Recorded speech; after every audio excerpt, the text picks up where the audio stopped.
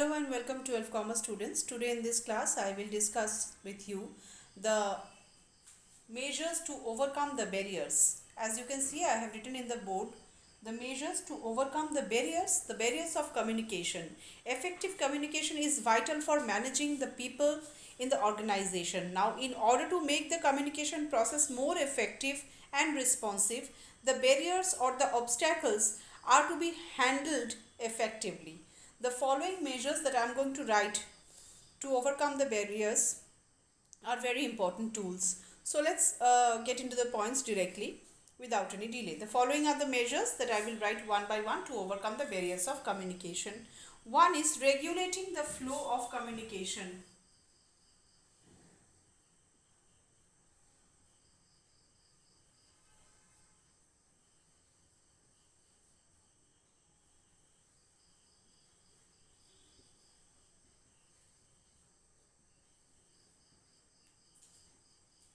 Uh, Effective communication should involve determining the priority of messages to be communicated. Incoming communication should be edited and condensed. Otherwise, there is a possibility of managers being overloaded with the task of communication. So, whatever messages come in the way, that should be condensed.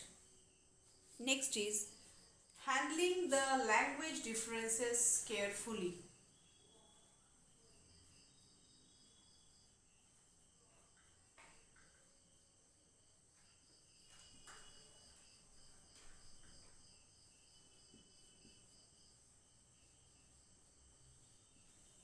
The language differences should be handled carefully. Language differences can be handled by explaining the meaning of technical or unconventional terms in a simple language. Vague expressions should be avoided. As far as possible, use of ambiguous word should be avoided. Everything must be clear cut, specific, precise, unambiguous, and very clear, very vivid. Third is control over emotions.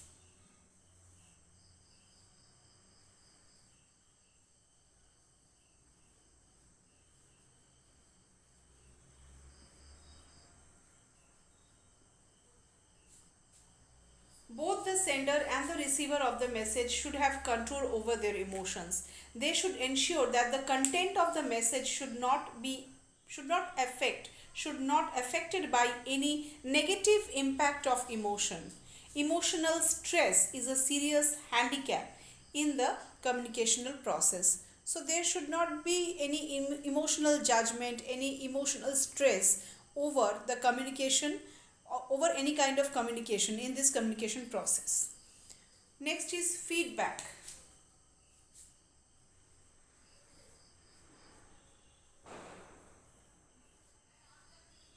Which is very important. Feedback is very important. It is the last stage of every communication.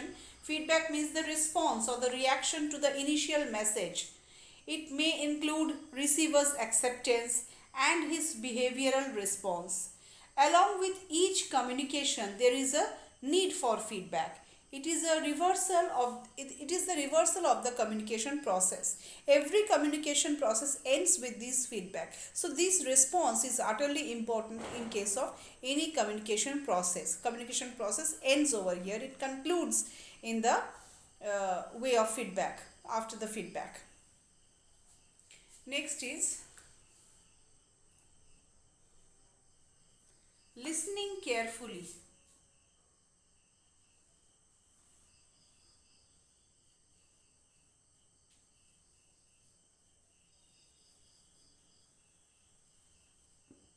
Listening carefully, it means what? It means uh, a receiver of the message should listen to the verbal messages carefully so as to avoid misunderstandings and confusion. A receiver of the message has to be patient and mentally composed while receiving the message. A sender, on the other hand, should also be prepared to listen to what the receiver has to say and respond to his question if any response is to be given. Then immediate response must be there, but he should listen to it carefully, because listening, it depends upon how, in what way he is listening the message, in what way in what way of communication the message is coming to him. Next is clarity and completeness.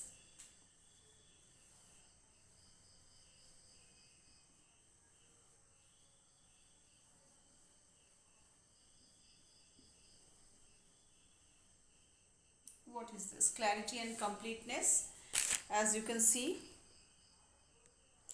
the message should be adequate, sufficient, and appropriate for the purpose of communication. It is very essential to know the audience for whom the message is meant. It may not be possible to achieve perfect communication unless the purpose of communication is clearly defined to the receiver of message. Next is sound organization.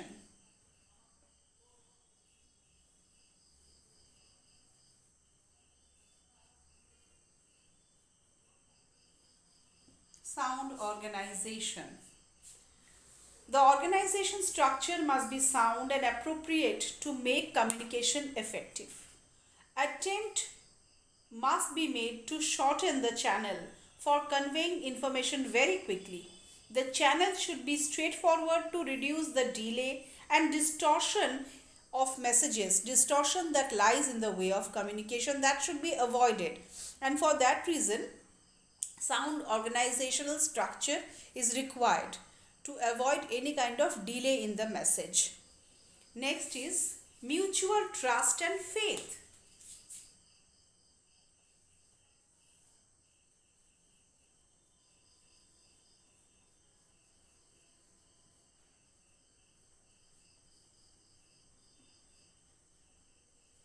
Mutual trust and faith. The parties involved in the communication should have mutual trust and faith between themselves.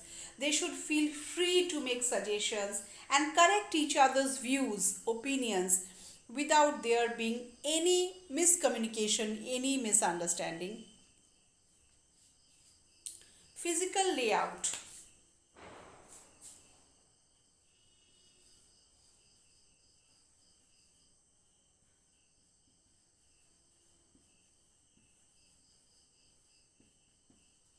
Physical layout, it means that in a modern organization, it is also found that the physical layout of the workplace influences the communication pattern. The layout of an office should be designed in such a way so as to facilitate frequent interaction. Frequent interaction is required in any workplace, because there are a lot of information, lot of message to be conveyed at a time. So interaction should be, there should be a free flow of interaction, and frequent it should be also. So physical layout is necessary. Then use of informal channel. Last point is use of informal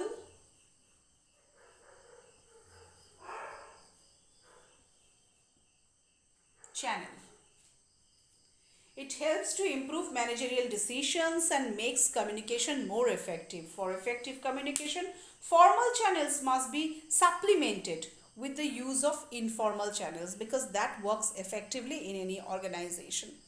Informal takes less time, whereas formal takes more time. That's why informal channel is preferred to be kept in an organizational structure, supplemented with some formal way of communication. So these are the ways to overcome the bottleneck and the obstacles, the hurdles that lie in the way of communication. So you should include all these 10 points while writing the answer of barriers, measures to overcome the barriers in the way of trade. In my next class, I will start a new chapter from BST of class 12. Till then, goodbye.